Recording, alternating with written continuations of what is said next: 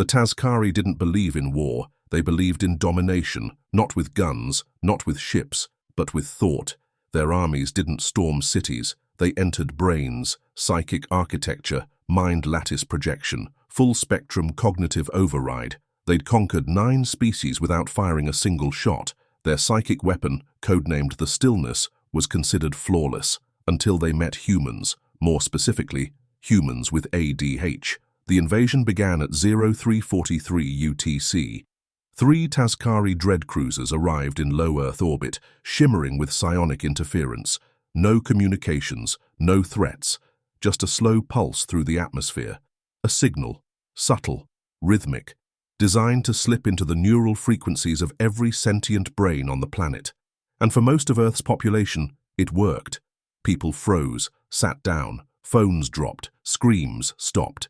It was eerie, quiet, orderly, except for a handful of humans, most of whom were yelling things like, "Was that a cat, or did I just remember I left the oven on in 2009? Private Jesse Lane didn't realize anything was wrong at first. He'd just finished a triple-shot espresso and was deep in a Wikipedia rabbit hole about 19th century battle pigeons when the base alarm didn't go off. He looked up. Everyone around him was sitting silently, staring into nothing, calm, still. He squinted. "Are we meditating?" No one answered, so Jesse threw a paperclip. It bounced off his CO's head, still nothing. "That's not normal," he muttered. He stood, started pacing, started talking to himself, loudly. It echoed. No one blinked. "Okay, cool, creepy. Love that for us. Is this a dream? Wait, am I dreaming? Wait, if I'm dreaming, why am I still wearing pants? Wait, do people in dreams wear pants?" Then something twitched, in his own head. A flicker, a feeling like someone trying to rearrange furniture in his brain. "Hey!" he shouted. "Don't touch that. That's where I keep my song lyrics and bad memories of middle school." The pressure grew. Jesse flinched, then laughed. Not because it was funny, but because the thing inside his mind was confused. From orbit, the Tazkari psionics observed the global override. Their mind map of Earth was nearly complete. "Population absorbed, 94.2%, reported one tactician. "Resistance? Minimal. A few fractured minds, suboptimal cognitive cohesion, possible psychological disorder clusters. Terminate them? No need. Their thoughts are chaotic, harmless." Inside Jesse's head, the invader tried again. This time it pushed harder, tried to make him sit, still, silent. Instead, Jesse stood on a desk. "I am the Lizard King," he announced. He didn't know why. He just felt it. His brain was ping-ponging between 30 tabs, a childhood jingle, and an urge to reorganize every drawer in the room. The psychic pressure recoiled. The intruder, whatever it was, stumbled inside his thoughts like a man in a room with too many rubber bouncy balls and an air horn blaring the theme to SpongeBob SquarePants. Jesse felt it panic. He grinned. "Welcome to the party, loser." Elsewhere on Earth, other humans began to shake it off. Not many, but enough. Most of them didn't know why they were immune. They just knew they felt weird, like someone had hit pause on the world and their brains simply refused. They paced, fidgeted, doodled on walls. One kid in Nebraska tried to explain what was happening by drawing a diagram on the side of a cow. The Tazkari tried to isolate the anomaly, but every time they scanned an immune human's thought stream, it came back like this. Caffeine, unfinished task, song lyric. Wait, did I reply to that email? Dinosaurs, emotional damage from 3rd grade, shiny thing, executive dysfunction, squirrel. They called it cognitive fragmentation syndrome. We called it Tuesday. In the Tazkari fleet's neural observation chamber, panic was building. Not screaming panic. Tazkari didn't scream. They pulsed, they vibrated, they emitted thoughts like "uh-oh" and "what the hell is a Waffle House" across their collective link. Because things weren't going as planned. The humans should have folded. Instead, a subset of the population was now infecting the override. The network, designed to impose order, was picking up erratic spikes, looped thought chains, non-linear logic, emotional backfire. One human brain had submitted a psychic file called "My Top 300 Hyperfixations Ranked by How Much I Talk About Them When It's Not Relevant." The file was still uploading and growing. On Earth, Jesse Lane had decided two things.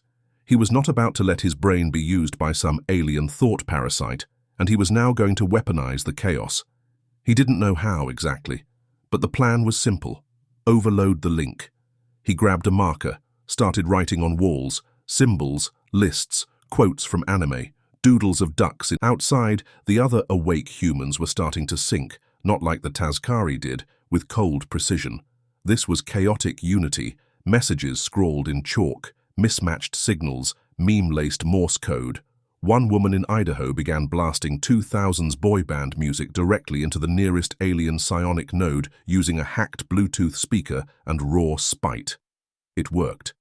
The Tazkari tried to reinforce the override. Their mind lattice structure flexed. More psychic pressure, more force. Jesse felt it return, like a hand trying to shove his brain into a filing cabinet. So he leaned in. "You want to see fragmented thought?" he shouted into the air. Then he recited his third-grade class roll call, backwards, while assembling a paperclip chain with one hand and doing a TikTok dance with the other. Inside the Tazkari lattice, that moment registered as a full-scale neural anomaly. 3 observers lost sync. One of them drew a smiley face, and another, now fully compromised, began humming a sea shanty no one had ever taught it. The Tazkari had never encountered neurodivergent resistance. Their system was designed to dominate structured thought, goal-oriented minds, people who followed instructions. They had no defense for thoughts that ping-ponged from existential dread to frog videos in 0.2 seconds. Humans weren't fighting back with weapons. They were fighting with overstimulation. In a hidden lab, one human scientist, Dr. Leah Owens, neuropsych specialist with ADHD, 3 fidget cubes and a cold coffee, monitored the spread. "This is beautiful," she muttered, watching as irregular patterns pulsed through the override grid. Her assistant blinked. "They're losing cohesion?" "They're trying to filter the noise," she said, chewing her pen. "But they don't realize we are the noise." She tapped a button, released a file into the lattice labeled B-movie script, but every B is replaced with screaming. Within seconds, 2 more alien networks collapsed. Meanwhile, Jesse ran out of wall space and had moved on to writing on himself. His arms were now covered in flowcharts that made no sense, doodles of velociraptors in business suits, and a to-do list that read, "Save Earth, eat snacks, find that weird sock who was phone." The Tazkari, trying to read his mind, gave up. It literally detached from the lattice and floated away, muttering in distress.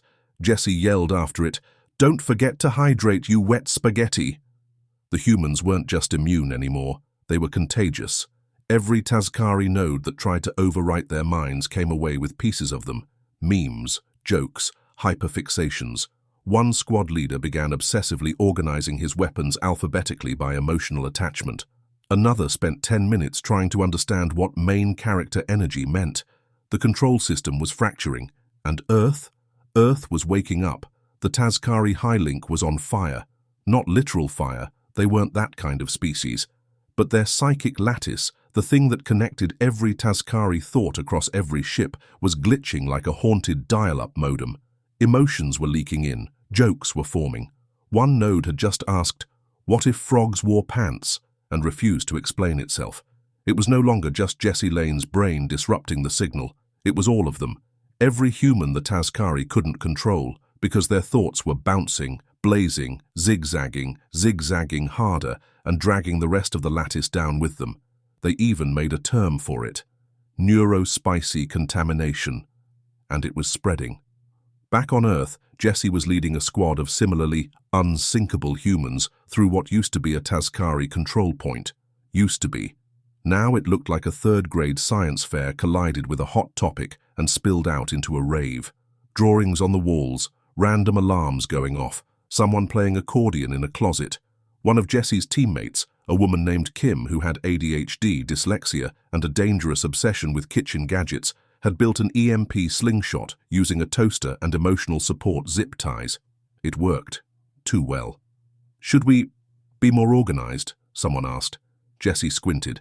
"Define organized." "Like, with a plan." "Oh, right. Plan A is chaos. Plan B is louder chaos." Kim saluted. "Understood." The Tazkari began losing commanders, not to death, to personality drift. Fleet Commander Ithra 9 was last seen humming "It's Raining Men" and making glitter-based art on the walls of his war chamber. Another officer had renamed his psychic console Greg and began asking it for dating advice. The High Council was in full denial. "This is temporary," one said. Another's eyes twitched. "He just asked me if I've ever vibed too hard to function. I don't know what." Meanwhile, human scientists on the ground were analyzing the phenomenon. Dr. Owens stood in front of a massive screen showing a galaxy-spanning map. Red nodes, active Tazkari control. Yellow nodes, compromised. Flashing green nodes, total loss of cohesion. The green was winning. "How are they losing so fast?" an assistant asked. Dr. Owens held up a whiteboard with a flowchart titled "How Human Brains Work, but Also Don't." It had 4 steps. Try, fail, cry, meme at the bottom. Repeat until victorious. Inside Jesse's squad, the mood was electric. They were broadcasting thoughts now, on purpose. Every person with ADHD, anxiety, insomnia, or just unfiltered hyperactive weirdness became a lighthouse of mental static. One guy was mentally playing 4 different movie soundtracks at once and narrating his own actions in third person. Another was describing every food he'd ever eaten in graphic detail. Jesse? He just started singing "What is Love" on loop. 3 Tazkari fainted mid-transmission, and then it happened. A Tazkari scion, one of the architects of the stillness, joined them. She defected, didn't speak at first, just sat on the floor and started coloring with markers, copying Jesse's doodles. When asked why, she simply replied, "I heard noise. Then I felt freedom." The human counterstrike wasn't coordinated, wasn't sanctioned. It was improvised nonsense that somehow worked better than any weapon Earth had ever built. Because in the end, the stillness wasn't built to handle noise, and humanity, we were the noise. At this point, the Tazkari control grid wasn't just breaking, it was melting. What was once a flawless neural network connecting billions of minds in harmony now resembled a group chat at 3 a.m. where everyone's arguing about which cereal is emotionally manipulative. Their override software had started labeling Earth zones as unprocessable. Their psionic systems were overloaded, and their tactical AI, built on pure logic and absolute structure, had just generated its first ever official combat status. "I don't know, man." Inside a repurposed Tazkari relay hub, Jesse Lane was drawing on the walls again. Not for strategy, just for fun. He'd just completed a chalk mural of a velociraptor riding a scooter while screaming, "Focus is a lie." Behind him, Kim was reverse engineering a Tazkari mind amplifier into a karaoke machine. Dr. Owens had hooked the psychic amplifier to a subwoofer and was blasting whale mating calls remixed with lo-fi hip-hop. The aliens still in orbit were getting that directly into their soul. Morale had never been lower. For them. Tazkari Fleet Command tried one last countermeasure. They launched a targeted neural sweep, a psychic signal fine-tuned to block chaotic thought patterns. The waveform was perfect. It should have worked. It didn't. Instead, it triggered what human scientists would later name Group Unfocus Cascade. Every neurodivergent human hit by the beam suddenly stood up, left whatever they were doing, and began something else. Someone cleaning weapons switched to reorganizing rocks by vibe. A medic stopped mid-surgery to alphabetize energy drink cans. Jesse tried to reload his plasma rifle, saw a squirrel outside, and immediately decided to build it a little house out of alien armor plates, and somehow this made them harder to target. On board the main Tazkari ship, internal discussions were collapsing into chaos. The humans, how are they resisting? They're not resisting, they're vibing. They don't have a structure. They are the structure. What does that mean? No one had an answer. Because the moment they locked onto a human's brainwave, it would skip like a scratched CD, bounce to a different idea, then loop back with a meme, a childhood trauma, and a hyperfixation about raccoons. They even found a file in the neural relay labeled "My top 100 fictional characters that could beat up a Varnock in hand-to-hand combat," with citations. Meanwhile, Jesse and the squad had taken their Unfocus event and turned it into a mobile dance party/rally. They cruised through the now liberated sectors of Earth in a modified hover tank covered in stickers, throwing snacks out the hatch and yelling, "Neurospicy and never quiet." They even installed a disco ball in the turret. The Tazkari tried to block the signal. It got remixed into a club banger. Aliens trying to shut down the feed just started dancing. The final straw came when a Tazkari sub-commander connected with a young human who had ADHD, dyslexia, OCD, and an unhealthy obsession with mid-2000s cartoon intros. The alien spent 3 minutes inside his mind, then screamed out loud and ejected from the network entirely, mumbling, "It's too loud. There's too much purple. Why does he know every word to the Danny Phantom theme?" At that moment, the Tazkari declared psychically unstable, which was technically correct. They began evacuating all connected minds, but it was too late.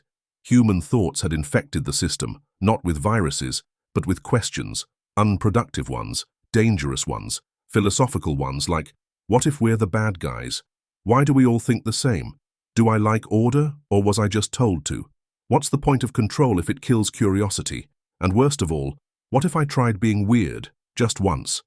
The Tazkari didn't sign a treaty. They didn't surrender. They just disconnected, pulled the plug on the whole psychic lattice like it was an overheating laptop. Across the fleet, psionic relays dimmed, broadcasts stopped. The great, flawless mental order that had defined their civilization for centuries, gone, replaced by silence, but not peaceful silence. This was the kind of silence that follows a rave where someone brought fireworks and emotional baggage. And Earth was still loud.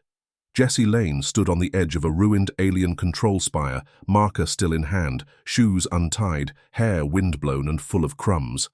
Around him, other formerly uncontrollable humans danced, built forts out of Tazkari parts, told each other stories in 8-second intervals, and cheered every time someone yelled, "I did a thing."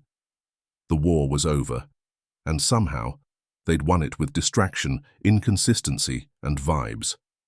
"You know," Kim said, approaching with a toaster helmet and glitter across her face, "I think we accidentally rewired the galaxy." Jesse looked at the alien console behind them. It now displayed in Comic Sans and was playing a gif of a cat with laser eyes. He nodded. Good.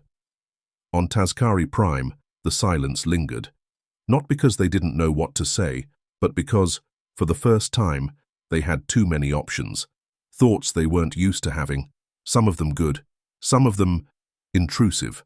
One junior officer had drawn a comic, another began cooking, a commander tried a joke, it failed, but they laughed anyway, because for the first time they weren't all thinking the same thing. The Galactic Coalition sent a delegation to Earth soon after. They didn't come to negotiate. They came to ask a question. How did you resist them? Jesse looked up from the portable whiteboard he was using to explain a conspiracy theory about pigeons. He blinked twice, lost his train of thought. Sorry, what was the question again? The alien diplomat tilted their head. How did you resist?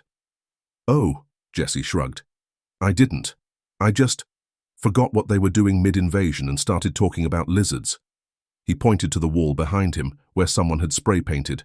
Attention span? Never heard of her. A week later, the coalition issued an official statement. Due to their irregular brainwave patterns, high cultural entropy, and unpredictable attention cycles, humans are to be classified as a cognitively incompatible species. Attempting neural suppression is inadvisable. Exposure to Earth media, caffeine, or casual conversation may cause long-term fragmentation of mental integrity. Unofficially, they added, do not engage a human unless you are ready to see 12 tabs of thought open at once. Back on Earth, the neurodivergent community was thriving. Support networks strengthened, memes spread like wildfire. A new Earth Defense Agency was created, staffed entirely by people with ADHD, executive dysfunction, and extremely niche hobbies. Its name? Chaos Collective of Hyperactive Agents Overwhelming Systems. Their motto, we don't plan, we adapt loudly. As for Jesse, he became a legend, kind of, sort of, in bursts. Some days he forgot why he was famous. Other days he remembered in the shower and shouted, oh right, the aliens. But he never slowed down. There were still mysteries to solve, chalk to draw with, and somewhere a squirrel that might still need a helmet, because in the end, the galaxy didn't fall to war. It fell to brains that wouldn't sit still. And Earth? We didn't change for them. They just finally learned what we always knew. You can't control a mind that refuses to stay in one place.